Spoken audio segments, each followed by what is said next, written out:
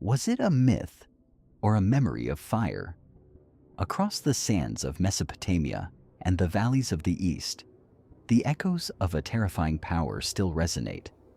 They speak of an evil wind in Sumer, a Brahmastra in India, and a celestial scream in the holy texts. History labels these as legends, but the details are too specific, too modern. Sights that blind 10,000 suns, winds that wither the unborn in swoon, and stones that turn to glass in an instant. Is it possible that what we call divine wrath was actually the footprint of a technology far beyond our understanding? A war of the gods, fought not with magic, but with the raw forces of the cosmos. Today, we walk through the ruins of Sodom, the vitrified forts of the north, and the radioactive dust of the past. We bridge the gap between the prophet's warning and the scientist's discovery. Prepare your mind. We are about to peel back the veil and look into the eyes of the fire that ended the ancient world. To understand the celestial fire, we must look at the scars it left behind.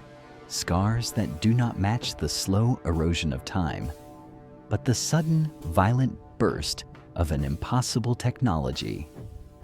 In the Lament for Sumer, they describe a wind that makes the land perish, a wind that scatters the people like sheep.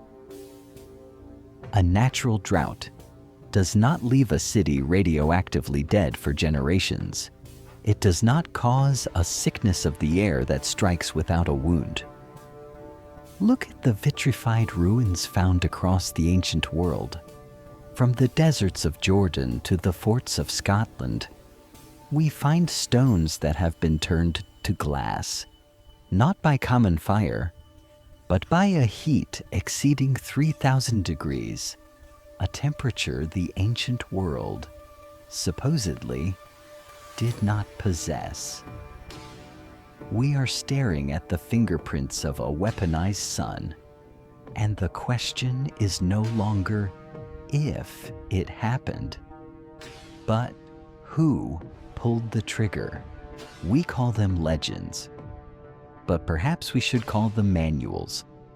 The divine wrath described in ancient scrolls, the lightning from the heavens and the sulfur from below, are precisely what we today call plasma cannons, orbital energy weapons, and atomic fission. Consider the Agneyastra of the Vedic hymns, a fire that shook 10,000 suns, turning entire armies to ash in a heartbeat. Or the evil wind of Sumer, an invisible force that melted marrow and bone without a single drop of blood. This was not magic. These were the technological footprints left on our dusty world by a higher cold-blooded hierarchy. They called it divine because they lacked the scientific language to describe it. They lacked the words for radiation, kinetic energy, or orbital strikes. To them, a laser was a spear of light. A shockwave was the breath of a god. But we have the language now, and as we look at the ruins of our past, we realize we are not looking at temples. We are looking at ground zero. The destruction did not stop at the stone walls. It penetrated the very marrow of our ancestors. We are the children of a genetic flashpoint. Why do we fear the dark? Why does a sudden flash in the sky trigger a primitive, unexplained panic? It is because your DNA is a library of trauma, storing the silent memory of the day the sun touched the earth and turned the horizon into glass. We are not just evolving, we are recovering. Every nightmare of falling fire, every instinctual shiver at the sight of a strange cloud is a resonance of the great inversion.